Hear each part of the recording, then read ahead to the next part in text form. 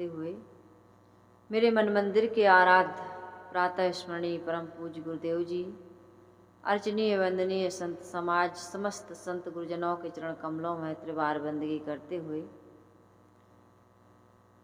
इस सत्संग से जुड़े हुए समस्त श्रोता बंधुओं को, माता बहनों को, नन्हे मुन्ने प्यारे प्यारे बच्चों को, आदरणीय बुजुर्ग दादा दादियों को, सभी को सुबह की हार्दिक शुभकामनाएं हैं। आज का दिन सभी के लिए सुखद एवं मंगलमय हो। संतों के सम्राट सदगुरु कबीर साहिब जी का महान ग्रंथ रत्न बीजक, जिसकी आज 10वीं साखी है, सदगुरु कबीर साहिब जी इस साखी में यह कह रहे हैं कि यह जो जीव है, जिसे अन्य मत पंथ संप्रदाय के लोगों ने और धर्म ग्रंथों में हमें पढ़ने में, सुनने में, देखने में हमें यही समझ में आया है कि ये तुच्छ है। इसकी श्रेष्ठता को, महानता को, इसके महत्व को बताने वाले संसार में बहुत कम लोग हुए। लेकिन सदगुरु कबीर साहिब जी कहते हैं कि जीव से महान इस संसार में कोई दूसरी सत्ता नहीं है। इसलिए सदगुरु कबीर साहिब जी कहते हैं कि जीव की सत्ता को, जीव की महानता को, जीव के महत्व को समझिए, तभी हमारा यह मानव जीवन सुंदर, सुखमय, कल्याणमय बन सकता है।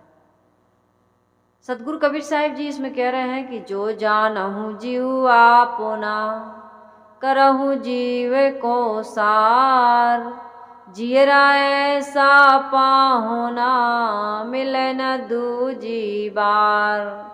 सदगुरु कबीर साहिब जी क्या कह रहे हैं? जो जानहु जीव आपना, करहु जीव को सार। सदगुरु कबीर साहिब जी कहते हैं, यदि जीव को अपना स्वरूप समझते हो, तुम शरीर नहीं हो। 95% लोग यही समझ रहे हैं कि मैं देह हूँ।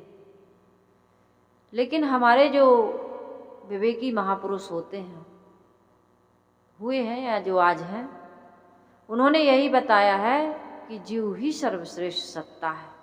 ये आत्मा तो जड़ है। इस शरीर को, ये आत्मा जड़ नहीं, ये शरीर क्या है? जड़ है। इस शरीर को चलाने वाला, इसमें चेतन सत्ता निवास कर रही है।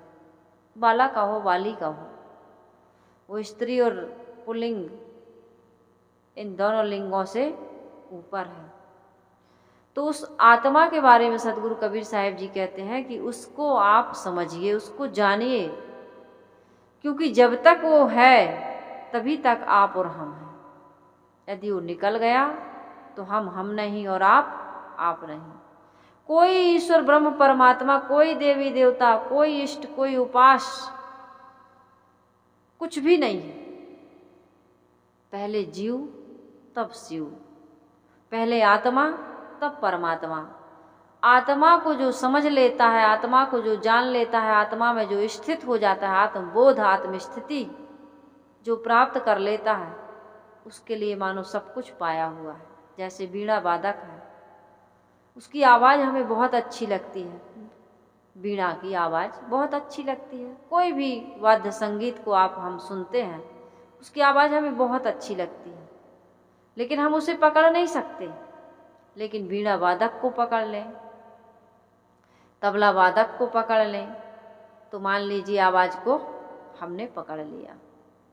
इसी प्रकार से यदि हमें आत्मा का बोध हो जाता है, आत्मस्थिति को हम प्राप्त कर लेते हैं, तो हम ईश्वर ब्रह्म परमात्मा को प्राप्त कर लेते हैं। लेकिन अनेक मत पंथ संप्रदायों में यह ना बता करके क्या बताया जाता है कि जीव तो अल्पज्ञ है, किंचज्ञ है, तुच्छ है, कठपुतली है, कुछ भी नहीं कर सकता।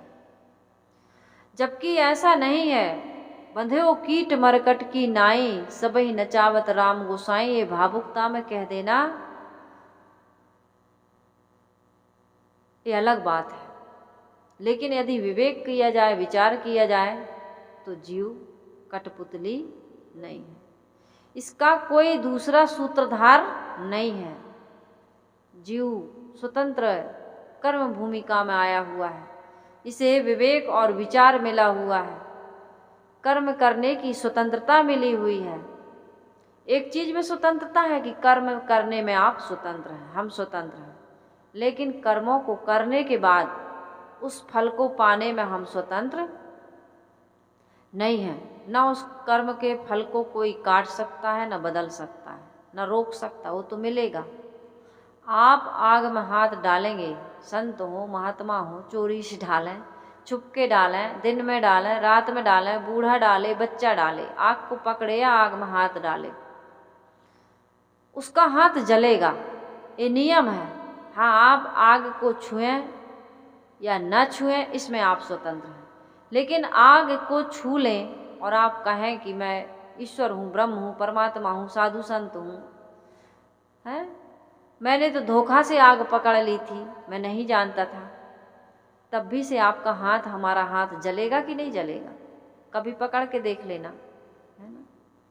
कोई नहीं जान रहा, धीरे से हम चुपके से पकड़ लेते हैं। चाहे कितने भी सावधानी से आप पकड़िए और कितनी भी यज्ञ हवन साधना करके नर्मदा नदी में नहा के, गंगा नदी में नहा करके आइए, अनुष्ठान करके आइए, उसी अग्नि में आप हवन कर रहे हैं और उसी को पकड़ लीजिए, अग्नि देवता प्रसन्न है, आपके हाथ को नहीं जलाएंगे, ऐसा नहीं हो सकता है। नियम है, ये पूरा संसार नियम से चल रहा है, इसलिए नियम ही, यदि आपको ईश्वर मानना है, हमको ईश्वर मानना है, तो नियम को मानिए। बाकी कोई जिस प्रकार से हम ईश्वर को, ब्रह्म को, परमात्मा को पाने की या देखने की जो इच्छा रखते हैं, आकांक्षा रखते हैं, वो मिलता नहीं है। क्योंकि दर्शन किसका होता है?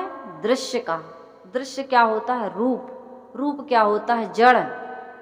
और जो हमारा दृष्टा है, चेतन है, आत्मा है, वो नाम से, रूप से, शब्द से, गुण से, स्पर्श से, गंध से, सबसे परे है। इसलिए हम उस आत्मा का दर्शन नहीं कर सकते, उसका अनुभव करते हैं। कैसे? जब लग ढोला, जब लग बोला, तब लग ढोला, तब लो धन व्यवहार, ढोला फूटा, बोला गया, कोई न झांके द्वार। इस शरीर से आत्मा निकल जाने के बाद में ये आंख पलक भी नहीं झपक पाती। कि झपक लेती आप लोगों की, झपकेगी? किसी की भी नहीं झपकेगी। बड़े बड़े राजा महाराजा, संत महात्मा, योगी, तपस्वी, ज्ञानी, किसी का भी शरीर छूट जाए, किसी के भी शरीर से जीव निकल जाए, वो फिर देखने वाला, आंख पलक झपकने वाला नहीं है। एक बार तुम कह दो कि देख लो, एक बार कह दीजिए कि बोल लीजिए, न देखने वाला है, ना बोलने वाला है, न सूंघने वाला है, न चखने वाला, शरीर तो यहीं पर है।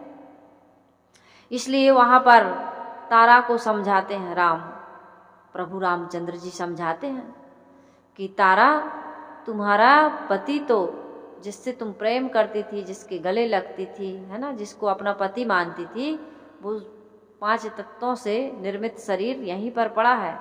क्षिति जल पावक गगन समीरा, पंच रचित यह अधम शरीरा। शरीर कैसा? अधम। इसको पावन बनाने वाला, इसको पवित्र बनाने वाला, इसको चैतन्य बनाने वाला कौन है? वो अंदर ही बैठा है, मैं ही हूँ। मैं के रूप में मैं ये काम करूँगी, मैं ये काम नहीं करूँगी, मैं कितना दिन भर हम कहते हैं, मुझे अच्छा नहीं लगता है, मुझे ये बुरा लगता है। मैं के रूप में जो मेरी आत्मा बैठी है, मैं हूँ जो, वही है क्या? चैतन्य करने वाला, इस शरीर को चेतन बनाने वाला, वो चेतन आत्मा।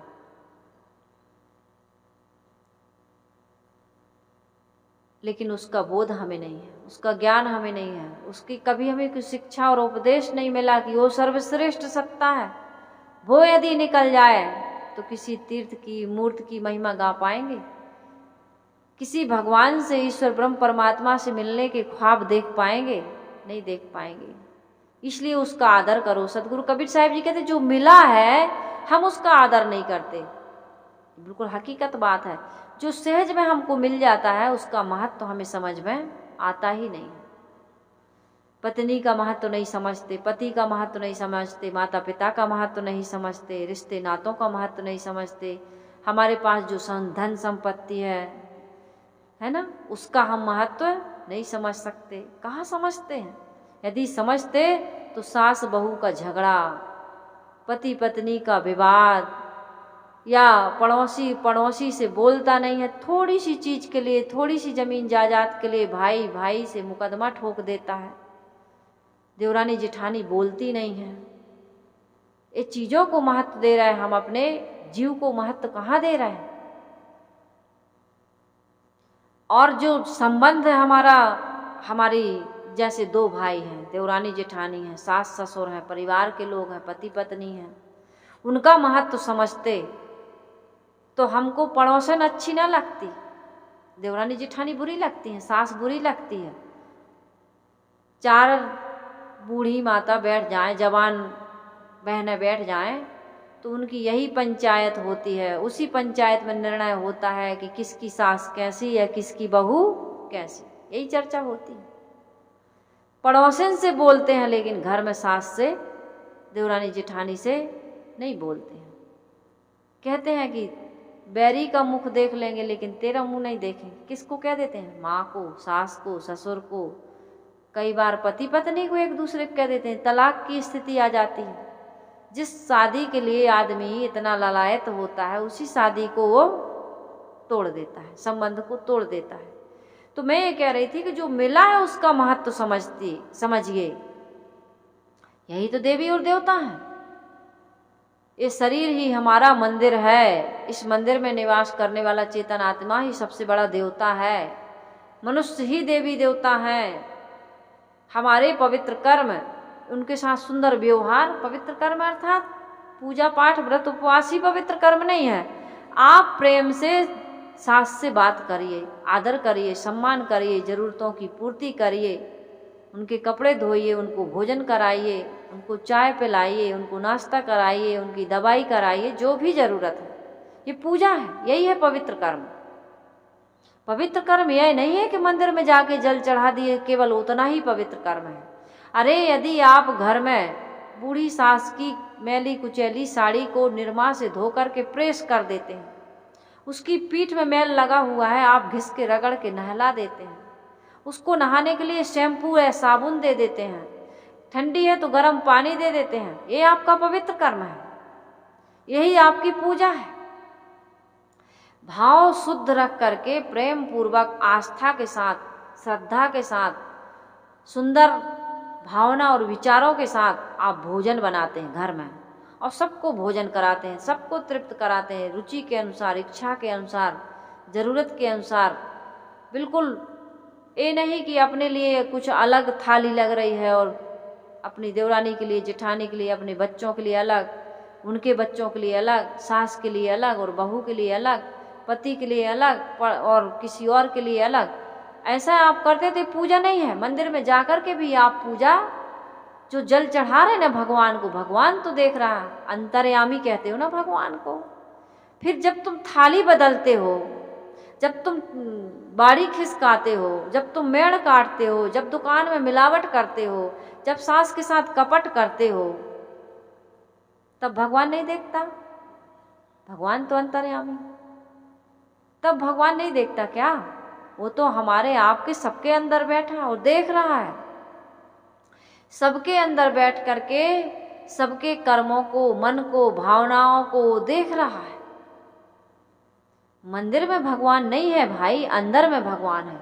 जिस दिन अंदर में भगवान आ जाएंगे हमारे, हैं तो, लेकिन हम मान लेंगे तो हमारे अंदर की गंदगी दूर हो जाएगी। क्योंकि एक ही चीज रहता है, जहाँ राम तहाँ काम नहीं, जहाँ काम नहीं राम, रवि रजनी नहीं रह सके। कैसे है? एक ही ठाव ऐसे है, कुछ है साखी, तुलसी कबहू न रह सके, रवि रजनी एक ठाव। जहाँ राम है वहाँ काम नहीं, जहाँ पवित्रता है वहाँ गंदगी नहीं रह सकती। जहाँ हमारे मन में सुंदर विचारों की, संस्कारों की, भावनाओं की सुगंधी प्रवेश कर जाती है, वहाँ गंदगी। अभी आप अगरबत्ती जला दीजिए, धूप बत्ती, कुछ भी, यहाँ यदि कोई गलत सेंट, दुर्गंधी की सेंट आ रही, वो खत्म हो जाएगी। और यदि वो आएगी तो इसको दवा देगी, जिसकी ज़्यादा मात्रा होती है वो एक दूसरे के विरोधी होते हैं। तो मैं ये कह रही थी कि जो जानहु जीव अपना, यदि जीव को तुम अपना समझते हो, जीव के अलावा अपना है क्या? मेरे अपने आपा के अलावा मेरा अपना कुछ है क्या? कुछ भी नहीं। हमारे गुरुदेव जी ने तो कितना बढ़िया कहा, जीव तुम्हारा तू केवल है और सभी धोखे हैं, सबसे मुड़कर निज स्वरूप में आ जाए चोखे हैं। जीव तुम्हारा तू केवल है, मेरा कौन है? मैं ही हूँ। तो साहब कहते हैं जो जानहु जीव आपना, अपने जीव को आप समझिए, अपने जीव की महत्ता को, सत्ता को, गरिमा को, महानता को, श्रेष्ठता को, अमरता को, पवित्रता को यदि हम समझते हैं, तभी हम उसका जो जानहु जीव आपना तो करहु जीव को सार, तब हम उसका स्वागत करेंगे, उसके महत्व को समझकर, उसकी कीमत को समझ कर के उसमें हम स्थित होने का या उसे प्राप्त करने का या उसे अनुभव करने का हम प्रयास करेंगे कि अरे मैं कितनी बड़ी सत्ता हूँ। अभी हमको यही बताया गया है कि मैं कुछ भी नहीं हूँ, मेरे से बड़ा ईश्वर ब्रह्म परमात्मा कहीं बाहर रहता है किसी लोकांतर में, और उसकी अमुक प्रकार से पूजा। कितने लोग राम राम राम राम लिखते हैं कापी में, अभी देखना सावन में शायद लिख रहे होंगे। कांवड़िया लोग कांवड़ चढ़ाने जा रहे हैं, कितने लोग सोमवार का व्रत करते हैं, सावन सोमवार व्रत करते हैं ना, कितने फूल चढ़ा रहे हैं, बेलपत्री चढ़ा रहे हैं, कितनी रुद्री बना रहे हैं, क्या क्या धार्मिक अनुष्ठान कर रहे हैं। ये जानते हैं कि मुझसे अलग कहीं कोई ईश्वर है, ब्रह्म है, परमात्मा, और इस तरह से रुद्री बनाने से, जल चढ़ाने से, कांवर चढ़ाने से, बेलपत्री चढ़ाने से, ओम नमः शिवाय का जाप करने से या तीर्थों में जाने से भगवान मिलेंगे, तो वो वही कर रहे हैं। भगवान से मिलने के लिए हम इतने ललायत हैं, लेकिन अपने आप से हम कभी मिलते नहीं हैं। जो मिल नहीं सकता उसको खोज रहे हैं, और जो मिला मिलाया है उसको पहचान भी नहीं रहे हैं। सतगुरु कबीर साहिब जी कहते हैं जो जानहु जीव आपना, करहु जीव को सार, अरे जियरा ऐसा पाहुना, मिले न दूजी बार। ये पहुना की तरह है, शरीर में रह रहा पहुना आता है तो चला जाए, वो तो जाएगा ही। तो साहिब कह रहे चला जाएगा तो बाहर का पहुना तो आ जाता है, लौट के बुला लोगे तो आ जाएगा, लेकिन ये पहुना ऐसा है कि एक बार चला गया तो फिर आने वाला नहीं है। साहिब कहते हैं जियरा ऐसा पाहुना, मिले न दूजी बार। प्यारे से प्यारा पहुना हो, आया हो और चला जाए, कितना कष्ट होता है। कुछ दिन और रुको, कुछ दिन और रुको, मजबूरी है, नहीं रुकता है आपका पहुना, चला जाता है। दूर तक छोड़ने जाते हो, फोन मिलाते हो, भैया ठीक से पहुँचे कि नहीं, अच्छा आप फिर कब आओगे, जल्दी आना, कहते हो कि नहीं कहते हो। लेकिन ये पहुना ऐसा है कि एक बार चला गया तो फिर आने वाला नहीं है। हम जाने वाले पंछी, मत हमसे प्रीति लगाना। ये जीव कहता है हम जाने वाले पंछी हैं, हमसे प्रीति मत लगाओ, अर्थात मोह ना करो। शरीर एक दिन चला जाएगा, लेकिन ये जीव जब जाएगा ना तो इस शरीर में दोबारा नहीं आएगा। इसलिए हमको क्या करना चाहिए, अपने जीव को समझ करके उसमें स्थित होने का काम करना चाहिए। सब कहीं से मोह ममता तोड़ करके अपने आप में ठहर जाना चाहिए, तभी हमारा आत्म कल्याण का काम हो सकता है और सुख शांति का काम हो सकता है, और मानव जीवन इस सफल और सार्थक हो सकता है। और जो व्यक्ति इस काम को नहीं करता वो आत्महत्यारा है। जो व्यक्ति आत्म कल्याण का काम नहीं करता, अपने स्वरूप में स्थित होने का काम नहीं करता, वो आत्महत्यारा है। साहिब कहते हैं अब की चूके मानुष जन्म नर पाए के, चूके अब की घात। यदि इस मानव शरीर को पा करके इस दांव को, इस सुनहले चांस को हमने खो दिया, अपने आप में स्थित नहीं हुए, बाहर भटकते रहे, चाहे भोगों के लिए, चाहे प्राणी पदार्थों के लिए, चाहे ईश्वर ब्रह्म परमात्मा के लिए, तो फिर से हमें इस मानव जीवन में आने की कब, पता नहीं कब मौका मिलेगा, इसको कोई कह नहीं सकता। और मिलेगा भी तो ऐसे ही भोगते भोगते फिर हम इस मानव जीवन को व्यर्थ में गंवा देंगे। इसलिए सदगुरु कबीर साहिब जी कहते हैं कि अपने स्वरूप की सर्वोच्च सत्ता को पहचान कर उसमें स्थित होने का काम हम सबको करना चाहिए। मानव शरीर कल्याण करने का साधन है, क्यों है कल्याण करने का साधन? क्यों है कल्याण करने का साधन? मानव शरीर कल्याण करने का साधन इसलिए है क्योंकि इसके अंदर विवेक है, समझ है। अन्य प्राणियों में समझ नहीं, उसमें तो इतनी ही समझ है भोजन की और प्रजनन की, अपने जीवन की सुरक्षा करना जानते हैं। थोड़ी सी आहट होती है, सभी जीव चौकन्ना होते हैं कि नहीं होते, छिप जाते हैं, उड़ जाते हैं, भाग जाते हैं, बिल में घुस जाते हैं, रास्ता बदल लेते हैं। लेकिन मनुष्य ऐसा है जो हमेशा हमेशा के लिए 84 में जो भटक रहा था, जो दुख थे, तकलीफ थी, तीन ताप थे, अनेक प्रकार के जो अवस्थाओं के कष्ट थे, उन सब से मुक्त होने के लिए इस मानव जीवन में वो अपने आप को ऐसा बना सकता है ही उसके अंदर में योग्यता कि अपने आप को 84 में जाने से बचा सकता है, रोक सकता है। अन्य खानियों में ये संभव नहीं है, ऐसा नहीं हो सकता है। इसलिए सदगुरु कबीर साहिब जी कहते हैं कि बंधनों को तोड़ने का काम जो व्यक्ति कर लेता है वो परम विश्राम पा जाता है। संसार में कहीं भी परम विश्राम मिलने की कोई जगह ऐसी नहीं है कि जहाँ पर हम चले जाएं तो वहाँ से उठना ना पड़े, वहाँ से हटना ना पड़े, उस जगह को छोड़ना ना पड़े। कितना भी आज तक बचपन से लेकर आज तक जो कुछ भी मिला है वो मिला लेकिन छूट गया। जो मिलता वह छूट जाता है, जुड़ता सो टूट जाता, जन्म लिया सो मर जाता है, संग्रह सब लुट जाता।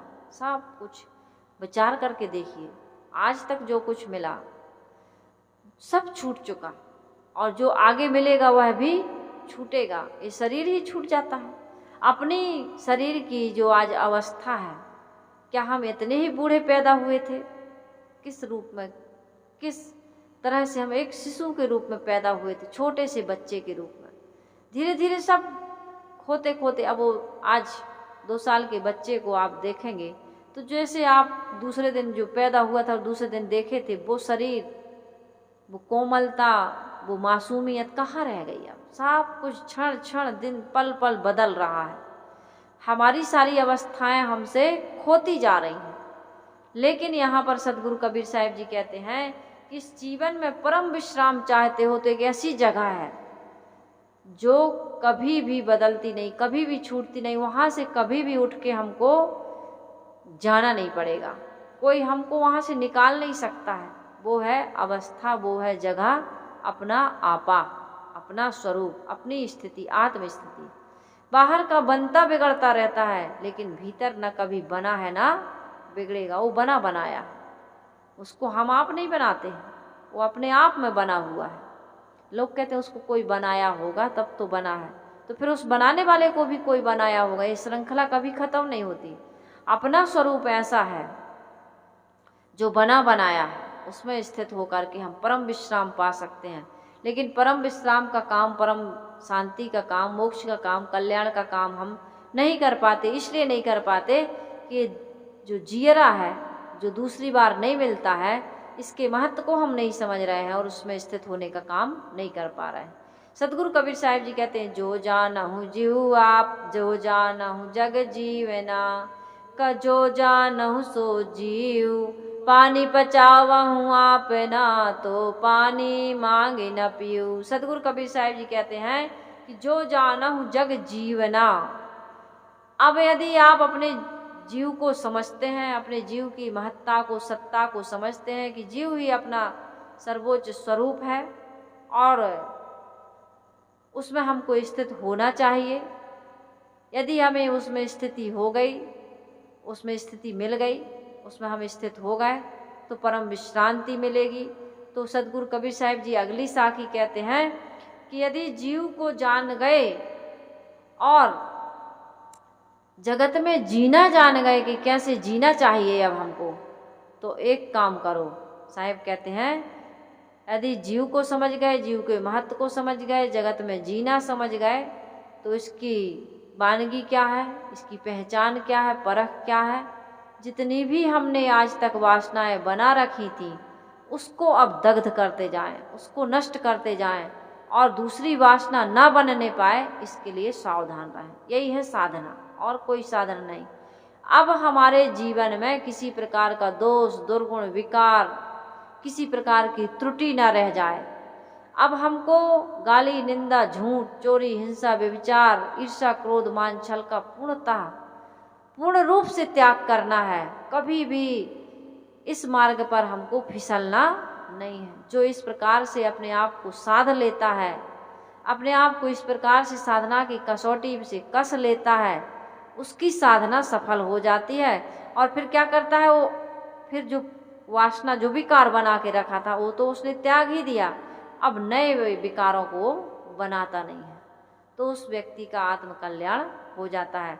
यही साधना है, और कोई साधना नहीं करनी है हमको केवल यही साधना करनी है कि हम अपने महत्व को समझ करके, अपनी गरिमा को समझ करके उसमें स्थित होने के लिए किसी प्रकार की वासना ना बनाएं, और जितनी वासना बना रखी है उसका त्याग करें। इसके लिए हमें सत्संग की आवश्यकता है, संत गुरु के सानिध्य की आवश्यकता है, मन इंद्रियों को पवित्र करने की आवश्यकता है, संयम करने की आवश्यकता है, साधना करने की आवश्यकता। रोज सत्संग करिए और घर में जाकर के भी सदग्रंथों का अध्ययन करिए और अपने आप को उनके अनुसार कसिए, मन को कसिए, वाणी को कसिए, शरीर को कसिए।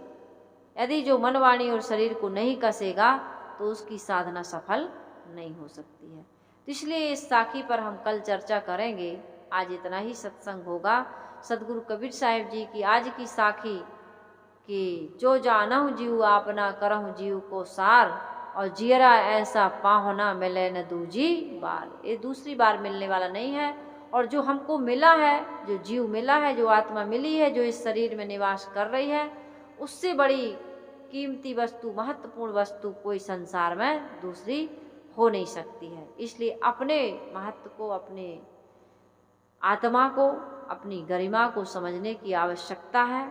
और उसमें स्थित होने के लिए हम कल इस साखी पर जीवन रहा तो चर्चा करेंगे कि कैसे उसमें स्थित होना है और क्या साधना को हमें अपने जीवन में अपनाना है। तो इसके लिए आप इस चैनल से जुड़े रहिए और सत्संग सुनते रहिए और अपनी साधना करते रहिए। आप सबका, हम सबका जीवन सुंदर हो, सुखद हो, कल्याणमय हो।